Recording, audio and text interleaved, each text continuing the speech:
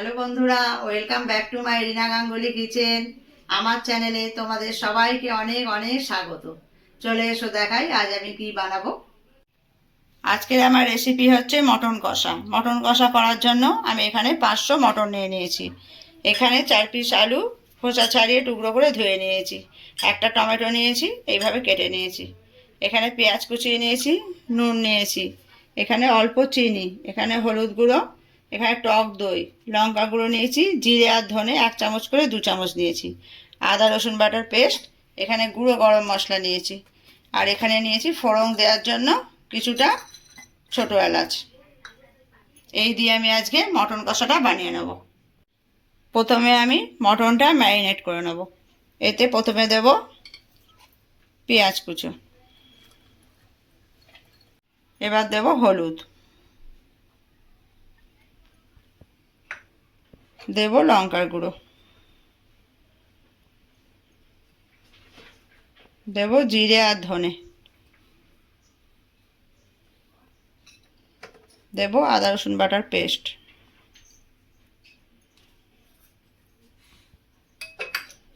দেব নুন, দেব টক দই। ভালো করে এটা ম্যারিনেট করে নেব। এবার এর মধ্যে দেব সামান্য চিনি আর দেব সর্ষের তেল। আজকের এই রান্নাটা আমি সর্ষের তেল দিয়েই করব। ভালো করে তেলটা আমি মাখিয়ে নেব।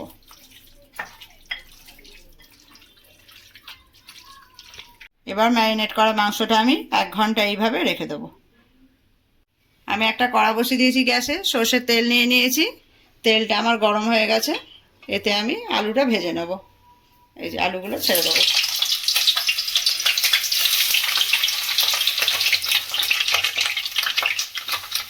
এটা দেবো সামান্য হলুদ আর অল্প নুন। এটা আমি হালকা লাল করে ভেজে নেব। আলুটা আমার ভাজা হয়ে গেছে, আমি তুলে নিয়েছি। আর মাংসটা আমার 1 ঘন্টা ম্যারিনেট করা হয়ে গেছে। আমি যে কড়াটায় তেল দিয়ে আলু ভেজেছি সেটার মধ্যেই আমি ফোড়নটা দিয়ে দেব। একটা তেজপাতা, শুকনো লঙ্কা আর গরম মশলা। এবারে এর মধ্যে আমি মাংসগুলো দেব।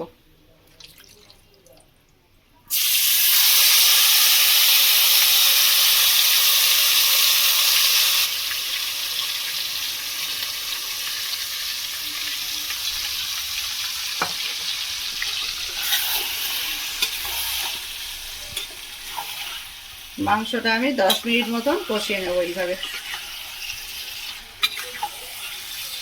মাংসটা আমার 10 মিনিট কষানো হয়ে গেছে। মাংস থেকে তেল ছেড়ে দিয়েছে। এবারে এর মধ্যে আমি টমেটোটা দিয়ে দেবো। আর দিয়ে দেবো আলু ভেজে রেখেছিলাম সেইগুলো।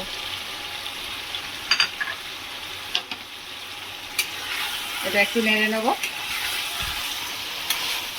ভালো করে নেড়ে নিয়েছি টমেটো আর আলুটা দিয়ে। এবার আমি উষ্ণ গরম জল দেবো এতে।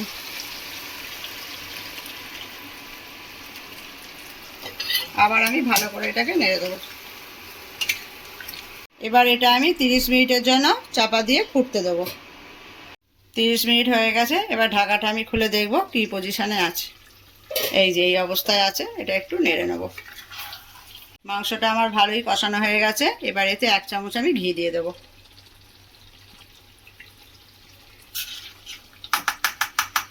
আর দেব গরম মশলা।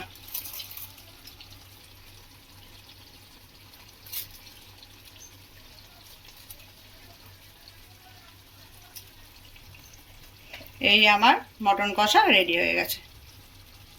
আজকে আমাদের দুপুরের খাবার হচ্ছে সরু চালের ভাত আর মটন কষা। আজকের আমার রেসিপি ছিল মটন কষা। তোমাদের যদি এটা ভালো লাগে তোমরা আমার চ্যানেলটাকে সাবস্ক্রাইব করে দিও। তোমাদের সঙ্গে আবার আমার নেক্সট ভিডিওয় দেখা হবে। টাটা।